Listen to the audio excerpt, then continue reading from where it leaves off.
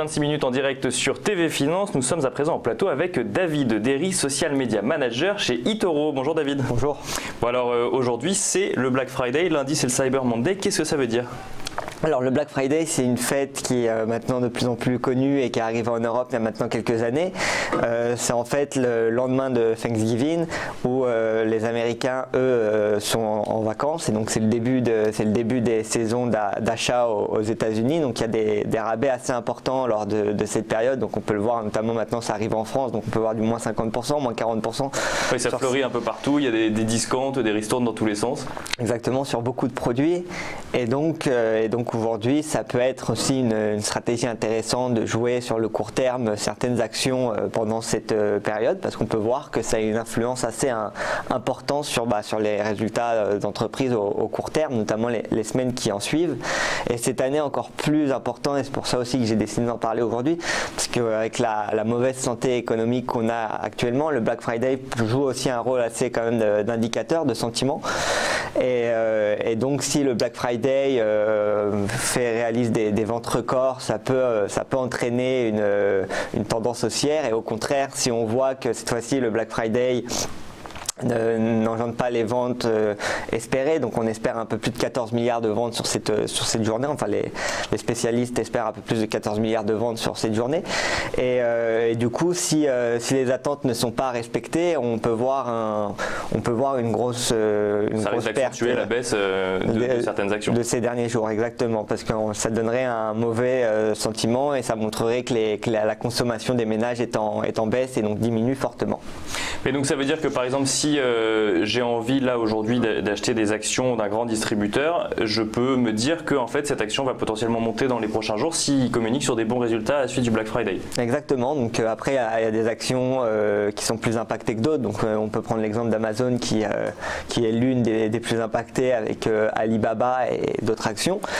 Ça c'est les plus grosses si on veut jouer. Après on peut essayer aussi de jouer d'autres styles d'actions un peu plus dangereux, du style JT.com ou du style VipShop, où là c'est un peu plus risqué pour les investisseurs, mais c'est en général des actions qui surperforment le S&P lors de cette période. Après tout dépend bien évidemment des résultats du Black Friday enregistrés par ces entreprises, mais c'est quand même ça peut être intéressant. En moyenne, les actions donc du retail, donc Amazon, Apple, etc., performent sur les 2 semaines avant et après le Black Friday, performent de 5%, comparé à un S&P qui performe à 3% en général. C'était le cas sur les 10 dernières années. Et donc c'est aujourd'hui intéressant, alors, surtout qu'ensuite c'est suivi par le Cyber Monday, qui est encore une journée où... donc là c'est encore mieux pour Amazon. Et là c'est encore mieux pour Amazon, surtout que depuis quelques années, le Cyber Monday réalise plus de ventes, enfin il réalise pas plus de ventes en termes de chiffre d'affaires, mais en termes d'os, en termes de pourcentage, ça augmente au fur et à mesure des années le Cyber Monday, alors que le Black Friday au contraire ça a tendance à diminuer avec les années, même si ça reste une journée très importante, car ça permet à certaines entreprises de vraiment se retrouver dans les bénéfices à la fin de ce week-end-là. Et d'ailleurs pour la petite histoire, d'où le nom de Black Friday, c'est que à l'époque, les profits étaient enregistrés à l'encre noire et les pertes à l'encre rouge, et donc c'est venu be in the black, être dans le noir, ça veut dire être dans le profit, et donc Black Friday. Après il y a aussi une autre raison, c'est avec la police de Philadelphie, mais pour la petite histoire, voilà pourquoi le Black Friday. Ça veut dire qu'ils encaissaient tellement de profits du coup qu'ils étaient submergés de noir dans leur livre comptable, quoi. Exactement.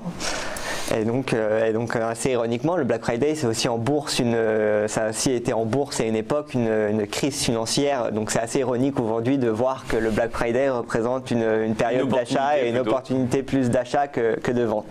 Sur eToro, les investisseurs ils sont positionnés du coup sur le Black Friday aujourd'hui, vous l'avez vu un petit peu? Alors nous on a beaucoup d'investisseurs de toute façon qui sont positionnés sur les actions tech, donc qui sont déjà investis sur Amazon ou sur ce genre de choses. Maintenant on a vu quand même un regain de certains investisseurs pour ce genre d'action. Après il faut aussi noter que si par exemple on prend l'exemple d'Amazon et qu'on regarde par rapport au plus haut, on peut voir que ça a quand même assez diminué, donc Donc ça peut même être des prix d'achat assez intéressants pour les investisseurs. On est passé de 2000 $ à un peu moins de 1600 $, à 1500 $ environ. Et on peut citer beaucoup d'exemples comme ça. Donc là, je prends l'exemple d'Amazon. Le plus marquant, c'était Nvidia aussi. Bon, c'est un peu hors rapport avec le Black Friday, mais Nvidia a aussi quand même beaucoup diminué. Il y a Walmart aussi, si on veut jouer dans le Black Friday, effectivement. Là, dans le Black Friday, pour les fêtes de Noël, pour Thanksgiving, avec la hausse des ventes de nourriture.